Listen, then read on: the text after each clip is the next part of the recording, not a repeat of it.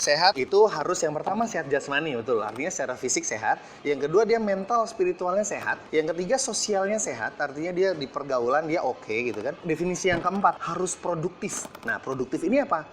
Artinya sehat finansial. Itu definisi sehat.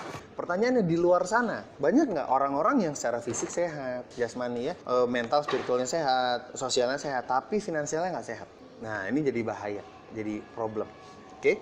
Nah, ini data 10 penyebab kematian tertinggi di Indonesia tahun 2014. Amerika mundurnya setahun. Jadi Amerika tuh kalau 2017 dipublish itu data 2016. Indonesia kalau publish 2017 berarti dia mundur 3 tahun. 2014 ini udah paling update tuh, nggak ada lagi yang update-nya.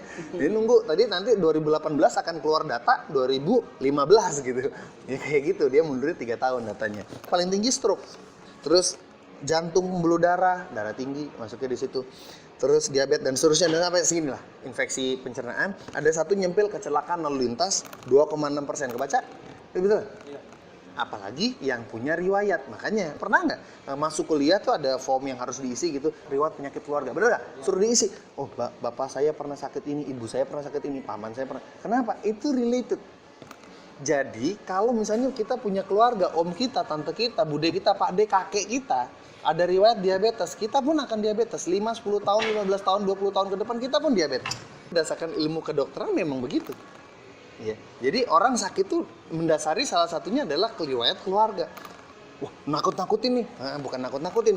Kita akan sakit juga. 10, 15, 20 tahun lagi ke depan kita akan sakit yang sama. Kecuali, ada kecualinya. Jika kita cegah. Berarti pencegahan penting. Kita punya anak kita jadi nanti dia sakit. Kalau kecuali jika dicegah. Berarti pencegahan penting nggak? Ini pola pikir pencegahan. Sedangkan coba teman-teman lihat, antum lihat semua, masyarakat Indonesia sekeliling kita, habitnya gimana? Kalau sudah sakit, kalau sudah datang keluhan, baru mereka datang ke dokter. Mereka nggak mikir pencegahan. Ini yang salah kaprah, salah besar. Padahal dari zaman Indonesia Merdeka, Muhammad Hatta itu sudah merancang sistem pencegahan penyakit loh. Tapi nggak dijalanin. Ini fakta. Ya, nah sini bisa dipahami ya. Jadi kita akan sakit juga kecuali kalau kita cegah. Kita nikah, punya anak kita akan sakit kecuali kalau kita cegah. Nah artinya kita harus edukasi. Nah pencegahan itu penting.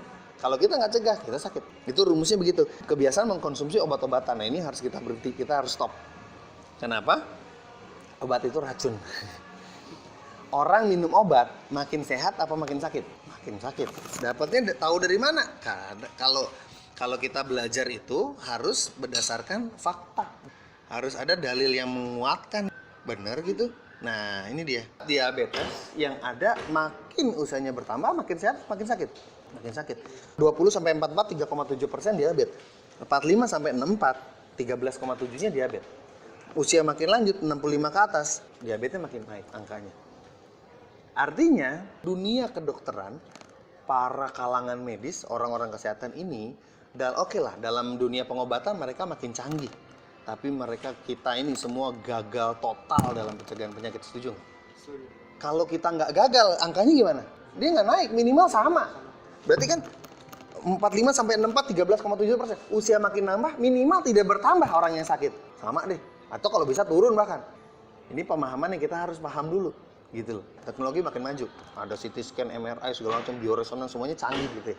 Tapi untuk pencegahan, ya, hipertensi sama. Kolesterol sama. Kolesterol nanti ke jantungnya. Obesitas sama. Kanker pun sama. Jadi ternyata semuanya begitu. Makin usia nambah, makin sakit kita. Kecuali kalau kita cegah.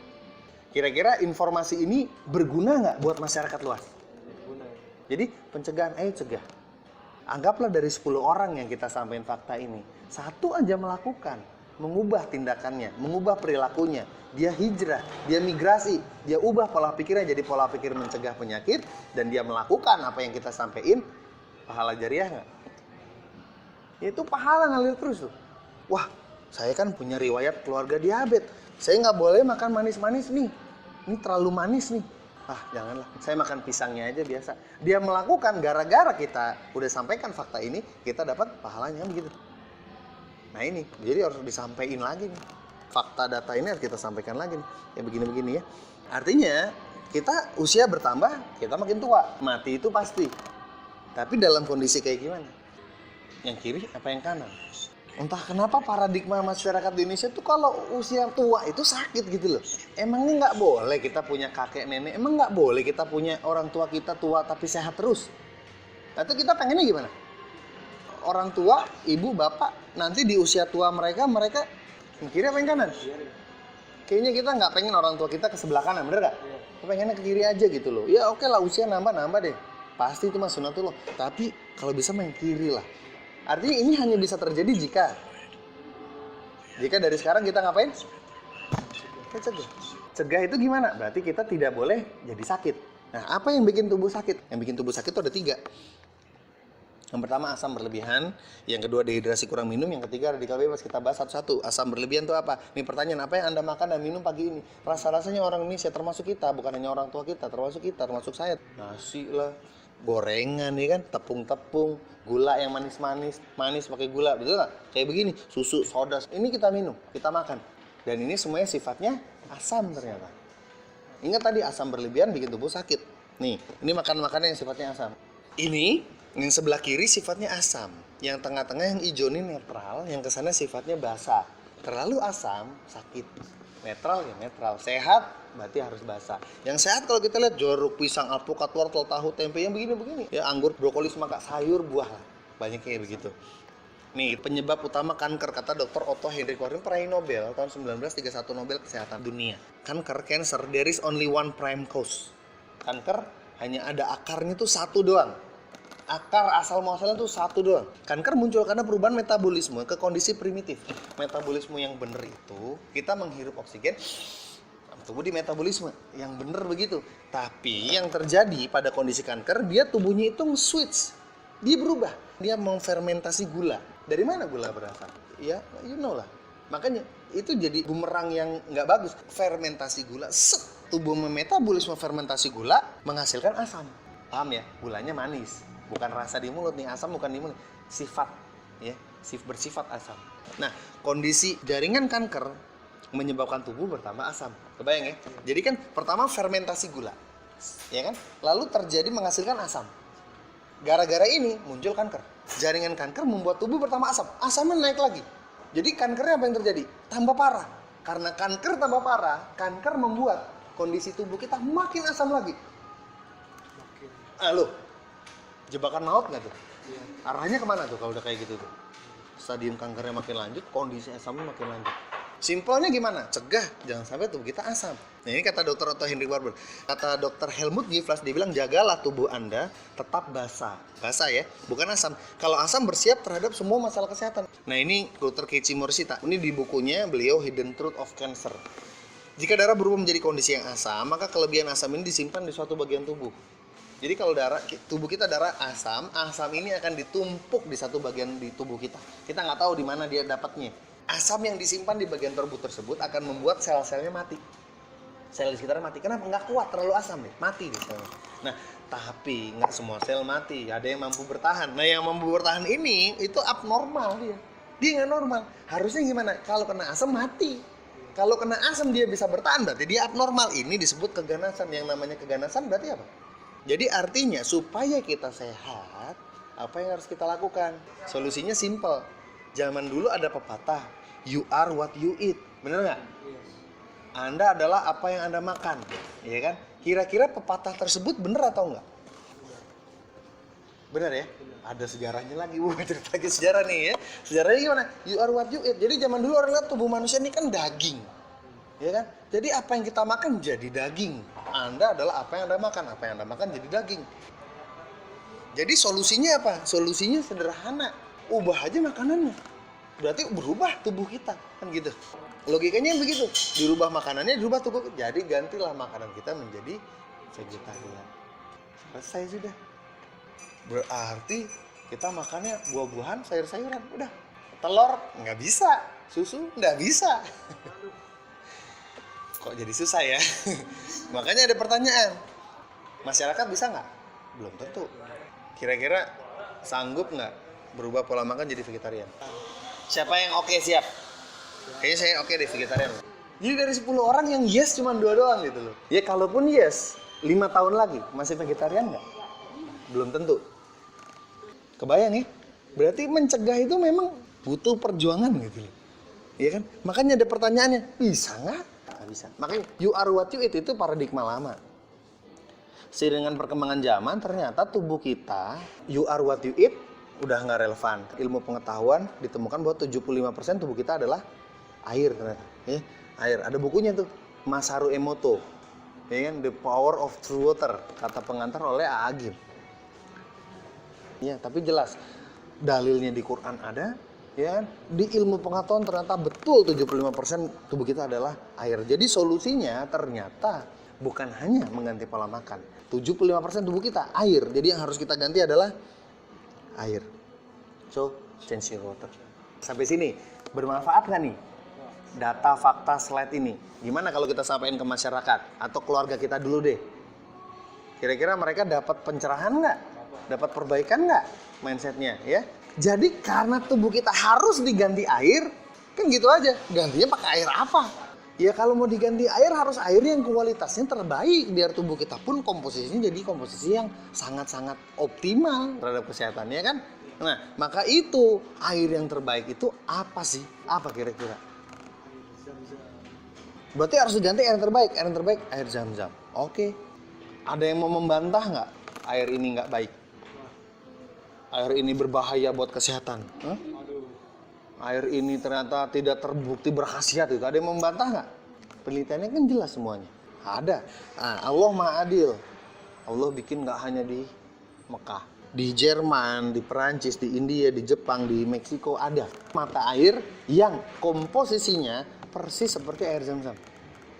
Dan ini sudah diteliti. Ditelitinya di mana? Di PubMed. PubMed itu apa sih? PubMed ini adalah dia search engine disebutnya. Tapi kita bisa bilang gini, ini pusat jurnal online, jurnal ilmiah terbanyak, terlengkap, terbesar di seluruh dunia. Ini 26 juta jurnal di PubMed ini. Googling aja PubMed ya, 26 juta jurnal ada di sini. Dan kalau kita search tentang Zam-Zam, penelitiannya ada. Komposisinya apa, ion-ionnya ada, semua itu ada di sini. Tinggal dibaca aja. Bahasa Inggris ya, jenis bahasa Inggris lah. Ini jurnal internasional, masa bahasa Indonesia? Tapi kalau ini jurnal ada di dalam PubMed, dipertanggungjawabkan secara ilmiah, prosedurnya benar, sampelnya benar, metodenya benar, dan yang melakukan penelitiannya pun pasti kredibel, orang-orang yang kredibel di bidang tersebut. Zam-Zam sudah ada penelitian. Nah, yang menarik yang di lingkaran ini, the water is alkaline. Airnya alkaline, alkaline itu basah, airnya itu alkali atau air alkali, air basah, alkaline water yang pH-nya rata-ratanya adalah berapa? 8. Tadi kan lihat tabel ya, yang netral itu 6, 7, 8 ke sana basah, di bawah 6 ke sini asam. Asam bikin penyakit. Zam-Zam sehat, kenapa? pH-nya 8. Kira-kira mungkin nggak Allah Subhanahu wa Ta'ala bikin di mata air tertentu di dunia titik-titiknya cuma ada beberapa aja, yang airnya sama Allah dinaikin dikit jadi 8, terus tiada manfaat? Mungkin nggak? Nggak mungkin. Kalau dibikin jadi 8 pasti ada manfaatnya. Jadi nggak ada orang bilang Zam-Zam itu nggak ada manfaatnya. Itu sama kayak air biasa. Nah, bermanfaat. Lanjut, pH 8. Jadi apa solusinya? Solusinya konsumsi air yang sifatnya alkaline water, basah, alkali. Sampai sini bisa dipahami ya. Apapun nama penyakitnya, semua berasal dari akar yang sama, yaitu terlalu banyak sampah asam di dalam tubuh. Di buku tersebut ada. Ini Dr. Gerard Bresnan, dokter kepresidenan Amerika. Dengan minum air alkali, kita dapat membuat tubuh kita menjadi lebih basah dengan sangat mudah. Karena apa dia bilang sangat mudah? Karena kalau ganti pola makan sangat susah. Yang gampang apa? Ganti air deh. Toh, kalau kita lapar, kita ngapain? Kita makan. Suruh ganti makanan, nggak mau, susah. Cuman 2 orang yang mau ganti makan. Itu pun belum tentu 5 tahun lagi masih begitu, ya kan? Tapi kalau kita haus, kita ngapain? Ganti air. Kalau ganti air bisa nggak kira-kira? Ada yang nggak bisa ganti air di sini? Gampang aja kan? Mau ganti air? Mau, gampang, simpel kayak gitu. Robert Young, penulis pH Miracle, dia sudah tulis 62 judul buku, sudah diterjemahkan 29 bahasa, dan sudah terjual lebih dari 5 juta kopi di seluruh dunia. Nah, dia bilang apabila seorang bertanya pada saya, tolong pilih satu cara untuk membuat tubuh saya, tubuh keluarga saya, untuk memiliki kesehatan yang lebih baik. Caranya gimana? Dia bilang, minum air alkali ionisasi. Ini jurnal lagi, Trends in Food Science and Technology. Para ilmuwan di Jepang membuktikan secara ilmiah bahwa air alkali bukan hanya bermanfaat buat pengobatan, tapi juga untuk pencegahan penyakit berat. Penyakit berat apa? Ini ada diabetes, kanker, arteriosklerosis, ini penyumbatan pembuluh darah ya. Penyumbatan pembuluh darah tuh yang menyebabkan stroke, jantung koroner tuh arteriosklerosis namanya. Terus ada neurodegenerative disease, neuro tuh saraf, degeneratif tuh penurunan, pikun, Alzheimer bahasa medisnya. Jadi kalau misalnya, kita punya nenek saya mah sudah pikun, wajar, namanya juga nenek, itu nggak wajar, itu penyakit Alzheimer. Tidak ada orang tua harus wajib pikun, tidak ada. Ya, itu Alzheimer, itu penyakit, itu bisa dicegah pikun itu. Efek of hemodialisa itu cuci darah. Jadi kalau punya kenalan saudara yang sakit ginjal lalu cuci darah, ya kan? Nah ini solusi banget nih air alkali. Nah ini pH chart diulang lagi, yang kesini itu sakit, yang 6-7 netral, 8 ke sana basah sifatnya ya, resume aja. Yang pertama karena terlalu asam, yang kedua karena kurangnya minum, dehidrasi. Pencegahan lebih baik daripada pengobatan. 75% tubuh kita air, cairan. Bahkan darah komposisinya 90% air. Di buku Dave Carpenter, Change Your Water, Change Your Life, judul bukunya, gejala dehidrasi itu rasa lelah. Pernah nggak ngerasa gini? Rasanya tidur udah banyak, tapi rasanya masih ngantuk aja. Nah, itu perasaan lelah, itu dehidrasi. Selnya itu udah kering, sehingga metabolismenya nggak bagus. Jadi recovery nggak bagus. Kita tidur, tubuh nggak recovery. Gara-gara apa? Gara-gara kering selnya. Susah BAB, gangguan pencernaan, tekanan darah tinggi, susah berkeringat, kolesterol, ketidakseimbangan asam basa, gangguan kulit, jerawat. Itu dehidrasi. Solusinya apa? Kasih air. Your body many crash for water. Dehidrasi disengaja atau tidak menyebabkan stres, nyeri kronis, dan banyak penyakit degeneratif. Tubuh Anda tidak sakit, you are not sick, you are thirsty. Jadi jangan obati kehausan dengan obat-obatan. Kalau haus, obatnya apa? Minum. Minum tuh gimana sih yang bener solusi untuk dehidrasi gini? Minum yang bener itu 1 hari berapa? Dari mana itu ilmunya? Punya teman yang gemuk sekali nggak, obesitas? Kira-kira anak saya umur 2 tahun minumnya 8 gelas sehari nggak? Terus orang yang gemuk 100 kg berat badannya obesitas, dia minumnya 8 gelas juga. Berarti berapa minum yang benar sehari? Yang benar itu gimana yang benar itu? Medicine Science and Sports and Exercise berapa tuh? 45 ml per kilogram berat badan. Nah, beratnya berapa? Berat badanmu berapa? Kalikan 45 ml, minumnya segitu sehari. Jadi kalau saya punya anak, berat badan anak saya 10 kilo, berarti minumnya berapa anak saya tuh? 10 dikali 45, berarti berapa? Per hari anak saya minumnya 450 ml, simpel gitu doang. Kalau yang tadi teman kita yang obesitas 100 kilo, berarti dia harus minum berapa? 4.500 ml, berarti berapa? 4,5 liter sehari, itu harus dia minum. Ya, nggak perlu dihafal karena gampang aja lah. Indonesia merdeka tahun 45. Sudah kali kan. Gampang ya? International Marathon Medical 30 ml per kilogram berat badan. Kesimpulannya ya 30 sampai 45 oke lah. Jangan di bawah itu. Ya kan? Jangan di bawah itu. Kalau di bawah itu bahaya gitu sudah. Kehilangan 22 sampai 30% total body water bisa menyebabkan apa dia bilang? Koma dan kematian. Itu ada rujukannya. Sauka Human Water Needs Nutrition Review tahun 2005. Halaman 30. Kalau saya berat 80 kilo, berarti saya harus minum per hari berapa? 3,5 liter. Yang pertama tadi asam berlebihan, yang kedua tadi dehidrasi kurang minum, yang ketiga nih penyebab penyakit yang ketiga karena radikal bebas. Radikal bebas itu apa sih? Radiasi, polusi, stres, dan gizi buruk, poor nutrition. Ini SMF, static magnetic field, handphone. Penggunaan handphone, telepon genggam nih, sebelum pakai telepon kayak begini. 15 menit pakai telepon kayak begini. Ya, orang dewasa. Pada anak-anak umur di bawah 5 tahun, efeknya 5, 6 kali lipat, 7 kali lipat orang dewasa. Efeknya. Gara-gara SMF, static magnetic field, telepon genggam. Jadi kalau sudah tahu informasi ini, artinya apa? Tidur jangan dicas taruh deket bantal itu salah. Nanti besok kalau ketemu lihat gitu ya, di mana aja lah kita lihat ada orang tua yang biar anaknya nggak rewel, dikasih gadget, suruh nonton. Pak, berani tegur nggak? Harus tegur. Jadi boleh kasih tonton anaknya video bermanfaat, tapi di-download dulu. Jangan ada gelombang sinyalnya. Salah. Oke ya. Ini yang pertama ya. Merokok, ya itu suka bikin penyakit. Ini semua saling berhubungan. Radikal bebas dalam polusi udara 300 kali lipat lebih merusak daripada asap yang berasal dari tembakau. Ngeri ya.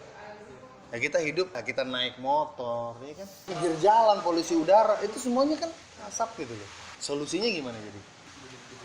Hidup di hutan kan? Yang udaranya bersih, Di dalam tubuh 1-2% oksigen dikonversi menjadi radikal bebas.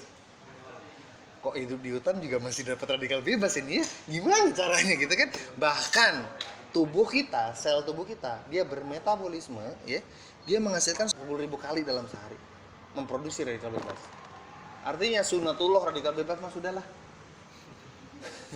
Pasti kena dong. Yes. Nah mungkin enggak, tubuh kita bikin kok radikal bebas. Mau gimana coba? Apa itu radikal bebas? Radikal bebas adalah molekul yang kehilangan satu buah elektron dari pasangan elektron bebasnya. Buah kita biarkan lama-lama rusak ya, karena dia terkena radikal bebas, teroksidasi bahasanya. Istilahnya oksidasi. Jadi kita butuh asupan antioksidan terus-menerus tiap hari. Kenapa? Karena sunatullah tubuh kita ini radikal bebas banyak sekali. Dari luar dapat, dari dalam produksi. Mau gimana coba? Makanya ada istilah antioksidan. Kita butuh asupan antioksidan terus-menerus, antioksidasi. Nah, di sini bisa dipahami ya. Vitamin C dari jeruk tahun 50. Kalau sekarang tuh kita sebanding dengan 8 jeruk. Itu pun kalau organik. Kebayang nggak? Jangan-jangan kita beli jeruk 10.000 sekilo. Bukan dapat vitamin C, malah dapat racun.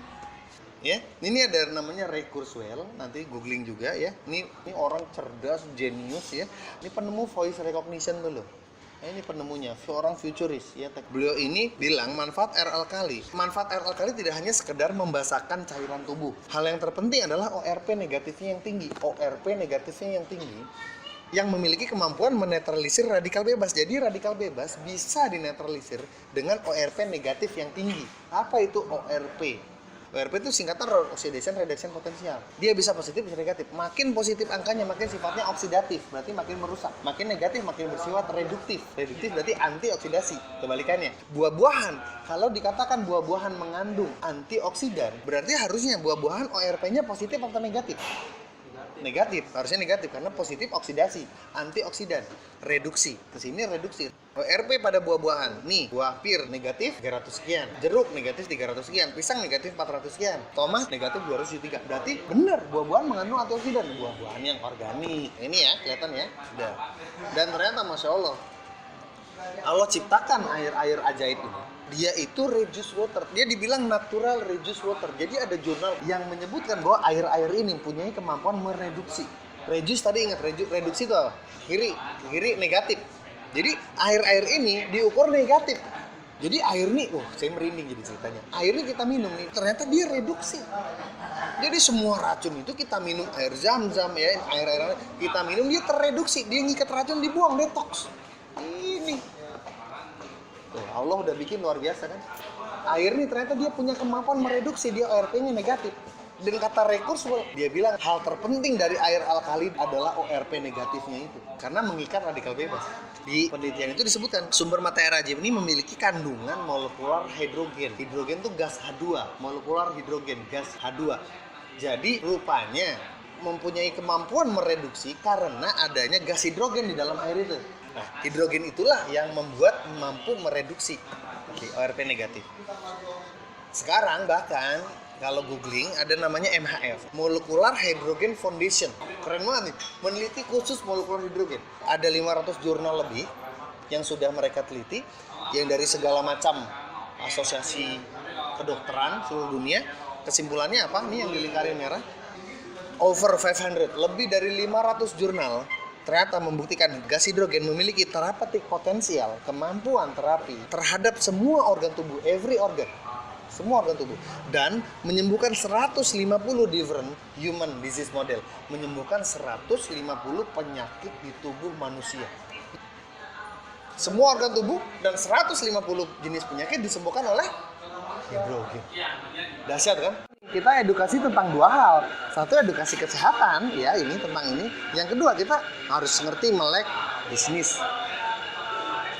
Nah, sekarang buka otak bisnisnya nih. 2 tahun, 3 tahun, 4 tahun, 5 tahun dari sekarang, orang sakit flu, batuk pilek, terapinya pakai apa? Hidrogen. 2, 3, 4, 5 tahun ke depan, orang sakit diabetes, hidrogen. Orang kanker, hidrogen. Yang darah tinggi, kanker, diabetes, keluarga kita, terapinya apa? Hidrogen. Air apakah itu? Tadi kan dijelaskan tuh, salah satunya zam-zam, ya kan? Salah satunya zam-zam. Pertanyaannya simpel. Kalau zam-zam itu 1 liter harganya berapa? 1 liter itu 100.000. Tapi kebayang nggak? Sekarang kita minum, kebutuhan minum kita 45 ml dikali berat badan kita. Bapak kita berapa beratnya? Ibu kita berapa beratnya? Kita berapa beratnya? Kakak kita, adik kita berapa beratnya? Orang-orang yang tinggal dengan kita satu rumah berapa beratnya? Kalikan semua, total semua. Itu satu hari minimal berapa? 10 liter bisa. Saya aja harus 3,5 liter minum. Belum istri saya, belum anak saya, belum yang ngasuh di rumah, yang kerja di rumah. Total kayaknya bisa lebih. Kalikan 100.000. Kalau 10 liter aja kali 100.000 berapa? 1 juta sehari. Kalikan 30 hari. 30 juta. Biaya untuk minum. Tapi gini, mohon maaf. Kalau enggak begitu, sakit kanker, terus dioperasi, perawatan kemoterapi, sekarang jalannya lagi di Sukabumi, 1 bulan habis nggak tuh 30 juta? Lebih. Sekarang pertanyaannya, mending uang itu buat berobat, apa mending uang itu buat cegah? Kenapa? Orang rata-rata mikirnya sama, 30 juta, mahal banget. Kalau udah sakit lebih keluarnya loh. Satu nih, mindset kita benerin. Yang kedua, masyarakat ini belum ngerti. Masyarakat ngertinya apa? Beli air zam-zam mahal. Ada nggak keluargamu sakit? Ada. Udah keluar uang berapa? 30 juta ada? Jadi mending mana? Buat berobat? Apa buat cegah penyakit? Muncullah teknologi ERW. Apa itu ERW? Sebuah mesin elektrolisis, air masuk mesin ini, diproses elektrolisis, keluar ke bawah nih sifatnya asam. Yang keluar ke atas ini yang sifatnya basa atau alkali dan punya ORP negatif tadi. Makanya dia dibilang electrolyzed reduced water, sama kayak air zam-zam. Reduced water sama. Bedanya zam-zam natural dari alam, ini elektrolisis. Hanya beda itu aja. Karena ini jadi solusi nggak? Solusi. Kalau nggak gimana? Kita harus beli air zam-zam. Wah, dana nggak cukup. Gimana dong? Ya oke sih, saya tahu lebih penting mencegah. Tapi kan, jadi apa solusi terbaiknya? Kalau kita harus minum air yang reduksi. Air yang reduksi, apa yang harus kita lakukan? Kalau harus minum air zam-zam, pindah jadi warga negara Makkah. Gratis. Ambil aja. Mau ambil pakai jerigen, ambil bawa pulang. Minum aja sepuasnya. Nah, masuk akal nggak kalau kita harus pindah menjadi warga negara Makkah? Maka overpopulasi dong, nggak bisa juga. Airnya mah gratis, diambil nggak bakal habis. Jadi solusinya apa? Ini yang harus dipikirin, ilmuwan mikirin. Electrolyzed reduced water. Nah ini ada jurnalnya. Dari tahun 60, ERW, electrolyzed reduced water, sudah digunakan di Jepang sebagai air kesehatan. Dan tahun 66, oleh Departemen Kesehatan Jepang, sudah disahkan penggunaan mesin ERW dipasang di semua rumah-rumah. Tahun berapa? 66. Indonesia, tahun 66 apa ya?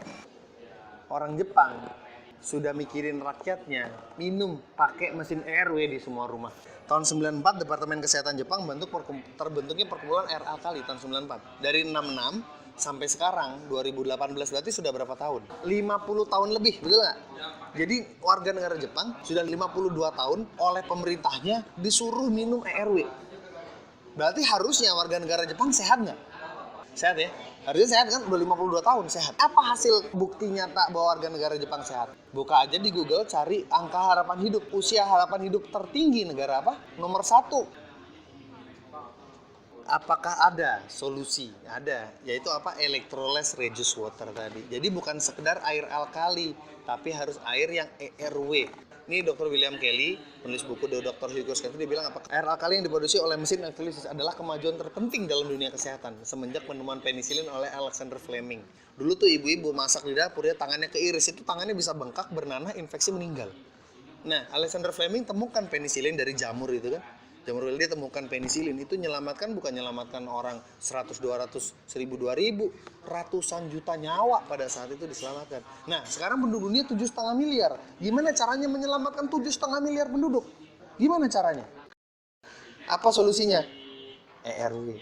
Pasang di rumah masing-masing. Betul nggak? Nah, ini coba yang kiri yang kanan nih. Kira-kira berapa usianya? Yang lebih tua yang mana nih? Ini sebelah kiri pendiri perusahaan Enagic, nanti saya ceritakan. Nah, yang kanan ini yang mana adik, yang mana kakak nih? Yang kanan? Yang kanan ibunya. Ini anaknya. Nah, ini air ERW di Indonesia. Solusi terbaik ERW gitu ya. Ini air ERW di Indonesia total. Perfect. Itu sedikit pengetahuan bisnis lah. Ada yang tahu perusahaan Total? Atau pernah lihat apalah merek Total gitu di luar? Pernah tahu pom bensin merek Total? Total itu perusahaan juga, perusahaan konstruksi juga. Kalau perusahaan besar seperti Total bikin air, artinya teori ekonomi aja sederhana lah. Kalau ada penawaran karena adanya permintaan, simpel aja. Artinya Pak, masyarakat Indonesia sudah mulai ngerti. Nah, tapi kalau datang ke supermarket besar, Carrefour, Giant atau Hypermart, ada satu rak khusus ERW dan harganya lebih mahal. Ini ada merek Perfect, Pristine, Liquo, E+, Milagros, hijau ini mereknya Kimia Farma ya. Ini ada merek Kangen Water. Yang mana yang paling bagus dari ini semua merek-merek ini? Sama aja. Saya kasih tahu sama aja. Jadi kalau besok ada orang pedagang gitu ya, berbisnis air alkali terus dia bilang, wah merek saya ini lebih bagus loh daripada merek yang lain. Sama aja, sama-sama RW kok. Apa bedanya? Nggak ada bedanya, sama aja. Nah yang jadi masalah antioksidan, hidrogen, molekular hidrogen, itu akan berkurang drastis dalam waktu 18-24 jam. Berkurang drastis. Kenapa berkurang drastis? Hidrogen itu apa tadi? Gas. Gas sifatnya uap, hilang nih. Pertanyaannya ini, dari ini air ini dikemas di pabriknya sampai masuk ke supermarket terus kita beli itu udah berapa hari? Hidrogennya sudah hilang. Jadi cuma sisa alkalinya aja. Antioksidan nggak dapat. Bagaimana kalau kita minum suplemen antioksidan? Nah, suplemen antioksidan gimana? Jurnalnya. Efek suplemen antioksidan dalam tubuh. Studi menyimpulkan bahwa suplemen antioksidan tidak dapat mencegah kanker kardiovaskular atau kematian. Jadi antioksidan dari suplemen itu nggak cegah penyakit. Jadi antioksidan yang cegah penyakit itu apa? Hidrogen. Balik lagi, muter-muter hidrogen lagi. Kalau kita air RW-nya beli, yang di pasaran, yang di botol, yang di galon, itu sudah hilang antioksidannya. Itu bukan solusi. Jadi apa solusi yang paling benar? Punya mesin RW sendiri di rumah. Kayak orang Jepang, tiap rumah punya mesin RW dari tahun 66. Di Jepang ada 13 perusahaan yang memproduksi mesin RW. 13 perusahaan, 13 merek yang berbeda. Dan setiap perusahaan punya beberapa tipe kan? Ada 40 tipe di Jepang itu. 40 tipe, banyak sekali gitu. Sampai warganya juga ya mau merek apa aja tergantung selera. Ada yang modelnya futuristik, ada yang digital, ada yang analog, nggak tahu lah pokoknya gimana. Kurang lebih kayak gitu, mereknya macam-macam, tipenya macam-macam, sifat. Nah, kalau di Indonesia gimana? Kita lihat dulu nih, kalau kita mau beli impor sendiri, nih Alibaba. Alibaba tahu? Siapa yang nggak tahu Alibaba? Alibaba.com. Tahu ya? Jack Ma yang punya Alibaba.com. Itu orang dari miskin banget sampai terkaya nomor 1 di Cina, dia ownernya Alibaba. Gitu loh. Harganya berapa? 40.000 US dollar. Kalikan rupiah, berarti berapa? Kurang lebih 500 jutaan, ya nggak? Jadi solusinya adalah punya mesin ERW, beli. Berapa? 500 juta, beli. Invest. Kira-kira mahal apa enggak? Mindset dulu kita mainkan dulu. Jadi mindsetnya gini, kita punya orang tua, kita datang ke rumah sakit, ke profesor ya. Prof, kita menghadap, gini loh Prof. Tolong Prof, saya punya uang 1 miliar. Prof, saya punya uang 1 miliar. Tolong profesor bikin apapun caranya kepada kedua orang tua saya. 1 miliar ini saya kasih ke profesor. 2 orang tua saya ini tidak boleh sakit sampai saya bayar 1 miliar. Mau nggak bayar? Demi orang tua kita nggak sakit, rela keluarga? Pokoknya nggak boleh sakit. Saya nggak mau lihat orang tua saya tua nanti sakit-sakitan. Tolong, saya siap bayar 1 miliar. Rela nggak keluar 1 miliar? Itu loh. Jadi mahal apa enggak 1 miliar itu? Kalau untuk supaya orang tua kita keluarga itu baru ngomong orang tua sih. Keluarga konteksnya orang tuanya iya, anak-anaknya iya, pasangannya iya. Ya. Masyarakat di luar sana, mungkin orang tua kita, paman kita, bibi kita, uak kita, mereka nggak ngerti. Oh, 5 juta mahal banget. Kenapa? Mereka nggak ngerti mindsetnya. Ini harus kita luruskan. Kasih mindset yang benar. Ah, saya mah ntar dulu dah, jangan ngomong 500 juta lah. 5 juta kan mesinnya segede apa itu buat produksi massal. Gimana kalau saya cuma mau pakai buat di rumah aja? Kalau yang tadi dijual di Alibaba itu yang buat produksi massal. Saya nanti dulu, saya nggak mikirin bisnis lah, yang saya mikir mau sehat dulu. Saya mau pakai yang di rumah aja, saya pakai sendiri sehat, cukup. Ya sudah, ini aja nih. Di Indonesia ada. Merek yang masuk Indonesia perusahaan apa? Enagic, perusahaan Enagic. Airnya namanya Kangen Water. Jadi orang tua kita perlu nggak pasang mesin Kangen Water di rumah? Kangen Water kembali ke asal. Ini bahasa Jepang, Kanggeng. Lucu ya namanya, bukan bahasa Indonesia, bahasa Jepang. Kanggeng. Kanggeng artinya kang itu back, geng itu asal muasal, origin. Jadi back to origin, kembali ke asal muasal. Ini perusahaan Enagic, pabriknya di Osaka, kantor pusatnya di Jepang. Di Amerika ada kantor, di Indonesia ada kantor, 27 kantor cabang seluruh dunia. Dia sudah di banyak negara internasional. Kan di Jepang ada 40 tipe, ada 13 perusahaan. Tapi di Jepang sendiri pun, Enagic itu satu-satunya perusahaan yang dapat sertifikasi dari Asosiasi Pencegahan Terhadap Penyakit. Sertifikasinya, macam-macam lah. Ini ada patennya nih, ISO-nya. ISO ini mungkin sering lihat ya, 138485 ini ISO untuk sertifikasi medical device. Nah ini kalau kita pasang di rumah, bisa dari air keran, PDAM, air sumur bisa, tapi bersyarat. Syaratnya harus pH-nya 7. Kalau air di rumah nggak penuhi syarat, gimana? Ya udah beli aja air galon, pakai ada pompa kecil begini baru masuk ke mesin. bisa juga. Tergantung mau yang mana yang lebih cocok. Ini mah situasional. Ini mesinnya kayak gini, ada bisa 7 pH air. Nah ini Kangen Water bisa 8,5, 9, 9,5, tinggal kita pencet aja. Jadi gini, nasi kan asam. Masa kita nggak boleh makan nasi? Bukan kita nggak boleh makan nasi. Kita tetap makan nasi. Tapi masak nasinya pakai air yang pH-nya 9,5. Pencet aja 9,5, udah air itu keluar itu 9,5. Jadi karena nasi asam, airnya 9,5, kalau dimasak jadi gimana nih nasi? Temu tengah-tengah, nasinya jadi sehat. Kalau bikin kopi, teh kan asam, gimana dong? Masa nggak boleh minum kopi lagi? Selama-lamanya bukan. Boleh, tapi bikin kopinya pakai air semua. Jadi kopi yang sehat, teh yang sehat. Semua jadi sehat. Masak sayur, masak apa, semua pakai air. Jadi tidak ada yang kita ganti pola makan. Yang kita ganti apa? Airnya. RW. Ada pH 11,5, strong Kangen Water namanya. pH kuat nih, ini jangan diminum, bahaya juga kalau terlalu pH-nya terlalu tinggi kan. Ini buat apa fungsinya? Nih, ini buah kalau kita cuci ya gitu aja. Kalau kita cuci pakai 11,5, keluar warnanya kehijauan, kuning kehijauan. Apa itu kuning kehijauan itu? Pestisida. Sama juga dengan halnya kita cuci beras keluar air tajin. Kalau cuci pakai 11,5, air tajinnya jadi warna kuning kehijauan. Apa itu? Pestisida. Ini jurnalnya ada. Reduction of pesticida. Reduksi pestisida pada sayuran segar, buah-buahan, termasuk beras juga sama pokoknya cuci pakai itu, pestisidanya terontok semua dengan pengolahan dengan air. Selama ini kita masak nasi, pestisidanya masih nempel. Kenapa emang kalau pestisida masih nempel? Sakit apa? Ini jenis-jenis pestisida, ini penyakitnya. Kita lihat, kanker, leukemia, kanker. Punya anak dikasih makan buburnya pestisida. Anaknya sekolah pestisida, anaknya kuliah pestisida, jajan di warteg pestisida. Sekarang banyak orang nikah nggak punya anak. Kenapa? Pestisida. Kalaupun tidak pestisida, hamil, kerusakan saraf, anaknya hiperaktif, anaknya autis. Zaman saya SD 30 tahun yang lalu, satu kelas itu normal aja teman-teman. Coba sekarang, satu kelas tuh 30 anak, ada satu yang ABK. Anak-anak itu zaman sekarang semua pasti sakit. Nervous system damage, kerusakan saraf otak. Luar biasa kan? Kalau kita sayang sama diri kita sayang sama keluarga kita, apakah kita biarkan orang tua kita makan nasi yang isinya pestisida? Sekarang gimana caranya kita mau cuci makanan supaya tidak ada pestisida? Caranya gimana? Nggak bisa. Kalau kita punya mesin ini, tinggal pencet. Mau masak, pencet loh. Beras, pencet tuh. Bikin 11,5, cuci, buah, masak. Mantap sudah. Kalau kita nggak punya mesin, apa yang harus kita lakukan? Kita beli. Berasnya beli, air buat cucinya beli 2 kali, mending kalau murah 500 ml itu harganya 50.000, 75.000 kan. pH normal ada juga yang pH 7 ya, buat minum susu bayi, minum obat lah ya.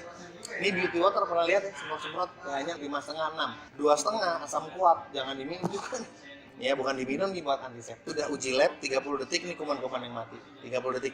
Ya. Ini 2 detik bakteri coli ya, 2 detik hancur. Staphylococcus 2 detik hancur. Ini cepat banget. Kalau anak-anak tuh mau makan cuci tangan susah, jadi semprot pakai ini. Ini bu, anaknya pakai ini bagus nih, antibakteri tangannya. Ini Dr. Hiromisinya, ahli bedah pencernaan, guru besar di Albert Einstein College Medical di New York. Penemu ini metode electrosurgical polypectomy colonoscopy. Waduh, ngerti nggak tuh? Colonoscopy itu gini, teropong yang dimasukin, mohon maaf ya, lewat anis, diteropong kondisi ususnya. Polypectomy, ektomi itu potong. Jadi kalau diteropong di dalam usus, wah ada keganasan, polip dipotong. Tapi yang motong adalah electrosurgical, ada robotnya. Potong, polipnya copot. Ini nemuin dia. Ini orang jenius nih. Salah satu bedah pencernaan yang terbaik seluruh dunia, salah satunya di New York dia bilang apa, air Kangen adalah air minum terbaik dalam kekuatan menghidrasi blood dibanding RW yang lain. Ini vokalis grup band Aerosmith, Steve Tyler namanya. Ini punya 4 mesin Kangen Water. Jadi sudah jadi gaya hidup di luar negeri juga gitu. Di Indonesia juga sama. Ini teman kita pasang mesin di rumahnya Pak Yusuf Kalla, wakil presiden kita. Bu Siti Fadila Supari, mantan Menteri Kesehatan, kabinet Pak SBY kemarin ya. Kalau ketik Kangen Water selebriti gitu ya, selebriti Kangen Water, artis Kangen Water, keluar nanti foto-foto orang-orang ini. Tiger Woods nih juara dunia golf, Jennifer Lopez, Magic Johnson, ini pemain basket LA Lakers berhenti basket karena didiagnosa kena HIV/AIDS. Sampai sekarang ternyata orangnya masih hidup, punya 8 mesin Kangen Water. Leonardo DiCaprio ya kali ini tahu lah. Tony Robbins, Elton John, pesulap nih. Ini mantan Presiden Obama dengan istrinya, Carlos Santana, ada pemain kita, Brad Pitt, bintang film. Evander Holyfield ini mantan juara tinju dunia. Bill Gates, orang terkaya nomor 1 di dunia. Punya 26 mesin Kangen Water di rumahnya. Jadi satu rumah mesinnya 26. Pak Purnomo ini mantan Menteri Pertahanan. Titi Puspa ya, ini mesinnya Mas Anang, Ipo Santosa, ini Tegal, Abdi Sleng, grup band Sleng gitarisnya. Nah ini beliau, ini Umi Pipik ya, Marcel, Minji, dan Mbak Inul Daratista, ini Denny Cagur, Guru Soekarno Putra, Cesar, Dewa Eka Prayoga, Pusat Wijayanto, yang The Massive, Ustaz Felix Xiao, Kiai Haji Abdullah bin Mustiar, Andin, Kevin Aprilio, Ustaz Sub Syahrini, Ria Ricis, Ria Irawan sakit kanker, terapinya pakai tangan water mesinnya. Ya Dr. Ari Ginanjar, PSQ, Bang Kopeng, Nafa Urbah, Dewi Persik, banyak lah. Kalau googling masih banyak. Nah ini cuma sebagian aja. Bukan hanya cuma dapat airnya, obat dirawat ada. Johnson, tahu perusahaan Johnson? Produksi pH 5,5 kita. Tinggal pencet aja, buka keran keluar 5,5 beauty water. Mau mandi pakai itu bisa. Jadi kita sudah kayak punya pabrik-pabrik begini, membersih kewanitaan, obat luka, antiseptik, obat dirawat. Kita jadi nggak perlu beli ini berat. Ngiritnya pengeluaran berkurang karena kita maintenance, kita nggak perlu beli lagi. Kafe ya, kopi kekinian harusnya begini. Farm, peternakan, pertanian, hidroponik, ayam minumnya tangan water. Ayam aja tangan water. Jadi ayam itu tingkat kematian ternaknya itu lebih kecil, lebih sehat-sehat, lebih gemuk-gemuk, harga jual meningkat. Gara-gara beli satu mesin dia banyak dapat benefit gitu loh. Jual kiloannya lebih banyak. Kemoterapi khusus ya, gosong terapi bisa bagus lagi. Ya ini rumah kanker, rumah yayasan Rumah Cinta tuh untuk anak-anak penderita kanker yang kurang mampu. Ada dekat rumah sakit Sadikin. Terapinya pakai apa? Anak-anak pakai kemoterapi. Berapa harga mesinnya? Nah, berapa harga kesehatan tadi sudah dibilang ya. Punya uang 1 miliar mau nggak dikasih profesor itu asal orang tua kita nggak sakit? Berapapun sebenarnya kita beli kalau kesehatan. Kalau sudah sakit, udah kanker, keburu kanker, mau nggak supaya bapak tuh nggak usah berubah gitu. Dia sehat, bisa lari pagi, olahraga, wah main bulu tangkis, main tenis, main basket, lari, jogging, nyetir sendiri kemana-mana, sehat gitu, mau nggak? Berapa harganya? Supaya bapak bisa kembali ke ya, berapapun pun siap gitu loh. Kalau udah masuk rumah sakit tau nggak berapa?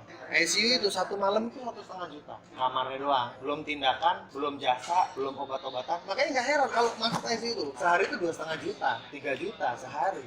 Enak punya mesin?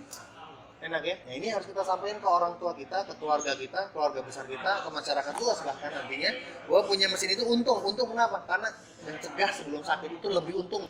Lah saya udah keburu sakit, keluarga saya udah keburu sakit, ya sudah kita bantu penyembuhan, kita bantu terapi pakai air. Toh sudah jelas kok banyak penyakit yang terbantu. Ya kan hanya karena ganti air. Ya selain itu multifungsi, jadi nggak usah beli macam-macam, pasti pengeluaran berkurang dan juga bisa banyak sedekah air. Ini buat usaha ya oke, itu nggak jadi masalah. Kita punya air kita mau jadikan usaha. Yang SD 501 48.500.000. Berarti kalau dibandingkan dengan 500 juta Alibaba, mahal murah. Itu nggak ada mahal murah dah kalau ngomong kesehatan dah. Yang saya mau sampaikan ke teman-teman semua harus punya mesin, bener gak? Karena nggak ada lagi solusi lain. Atau yang lebih bagus ada 63.900. Saya punya tim baru umur 20 ke 21 jualan setahun nabung beli mesin karena dia udah ngerti gitu loh. Saya usaha karena saya jadikan bisnis.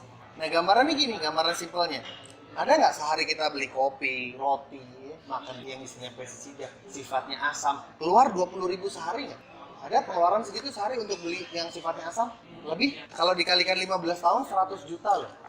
Artinya 15 tahun dari sekarang kita sudah keluarin uang 100 juta, kita dapat apa? Dapat sakit, rugi double. Duit keluar banyak, yang dapat bukan sehat, malah sakit. Nah ini mesin 48,5 dibagi 15 tahun sehari 9.000 kita iya, bapak kita juga, ibu kita juga, kakak kita, adik kita juga. Kalau di rumah ada kakek nenek semuanya minum, berarti kan tinggal dibagi aja. Jadi receh-receh.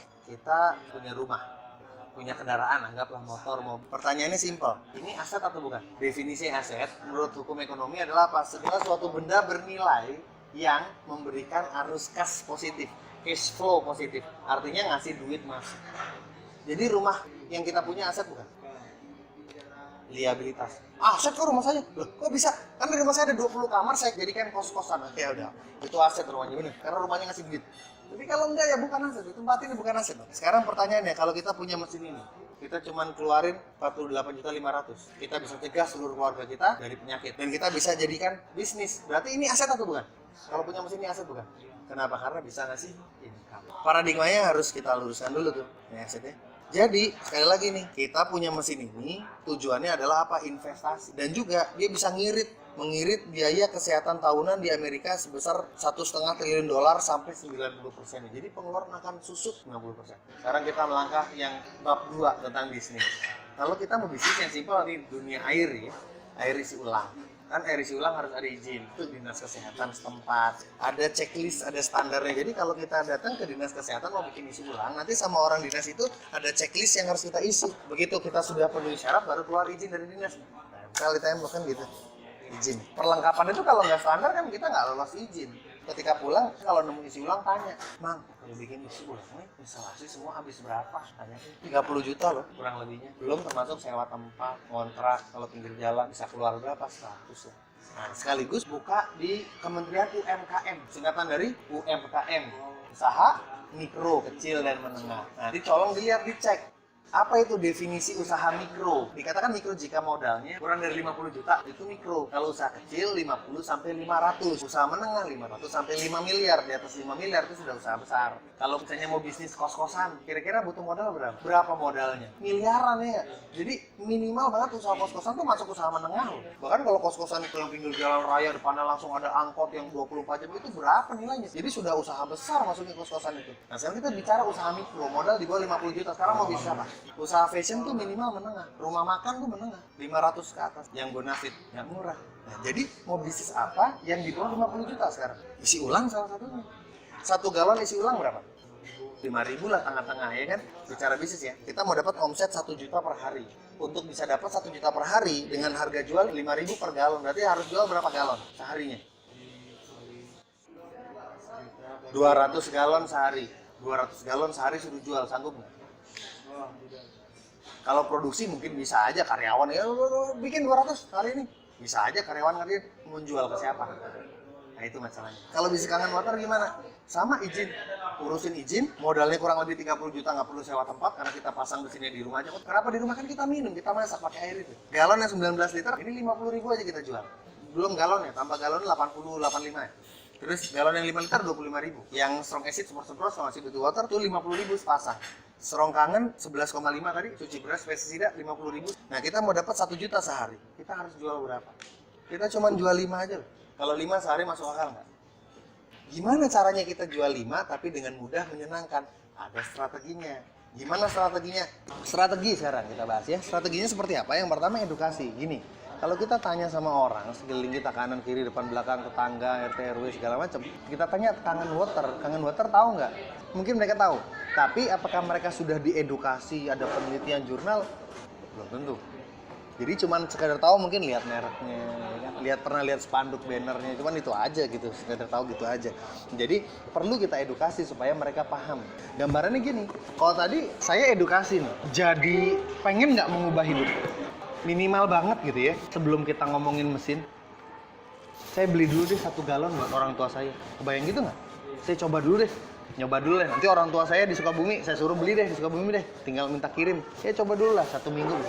Kebayang kan? Karena kalau sehat minum kan untuk pencegahan penyakit, gitu, bukan untuk apa-apa gitu. Tapi minimal kalaupun tadi ada kerasa kayaknya saya kalau tidur tuh rasanya nggak cukup, bangun tuh kayaknya masih ngantuk.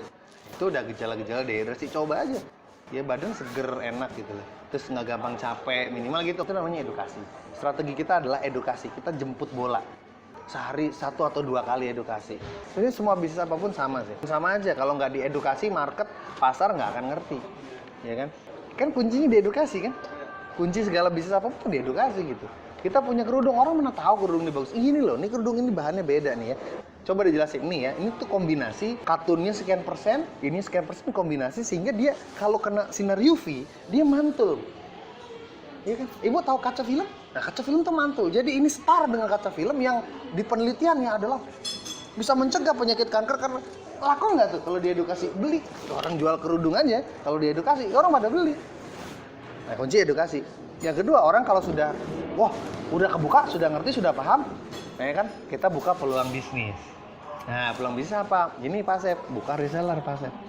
Reseller artinya mereka jualin produk kita kan gitu kan. Di sini juga sama. Kita punya mesin ya, kita edukasi lalu kita buka reseller.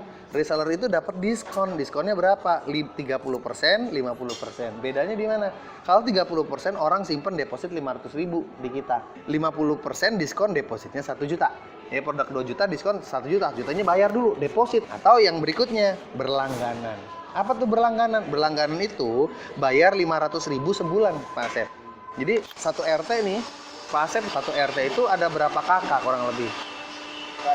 Hah, banyak 100 kakak ya. Nah, ini kata kuncinya. Ke tetangga-tetangga satu RT, Pak, daripada beli eceran, mending belinya langganan aja. Langganan berapa? 500.000 sebulan. Maka mereka tanya, kalau saya 500.000 sebulan, saya dapat berapa galon? Berapa galon kira-kira? 500.000 sebulan, dapat berapa galon? 10? Terus si bapak tetangga kita bilang gini, loh saya beli ketengan 50.000, langganan 500.000, sama aja harganya. Mending saya eceran aja. Nggak menguntungkan buat pelanggan. Nah, idenya bagaimana kita membuat penawaran kepada tetangga-tetangga satu RT ini yang mereka nggak bisa tolak. Mereka tuh kalau nggak langganan tuh rasanya rugi sekali gitu loh. Jadi kira-kira mau dikasih berapa galon? Supaya mereka merasa sangat untung sehingga mereka kalau nggak ngambil rugi banget adalah berapa galon? Kalau bisa 20. Kalau bisa 20, sepuasnya aja gimana Pak? Sepuasnya loh. Oh, sebuah. Loh, sebentar Pak Asep, sepuasnya itu gimana? Terserah Bapak. Bapak mau ambil 10, 20, 30, 40, ambil aja Pak. Pokoknya 500.000 saya segini. Bapak langganan internet nggak? Langganan. IndiHome bayarnya berapa sebulan? 500.000. Dipakai nggak dipakai tetap segitu. Nah sama nih air juga gitu. Bapak terserah 500.000, terserah ambil berapa galon, terserah, yang penting sehat ya. Kalau hitungannya limitnya berapa satu keluarga habisnya? Nggak ada limit Pak. Biasanya ya orang mau 100 juga nggak apa-apa, tapi faktanya pernah nggak ada ngambil 100 galon? Nggak pernah.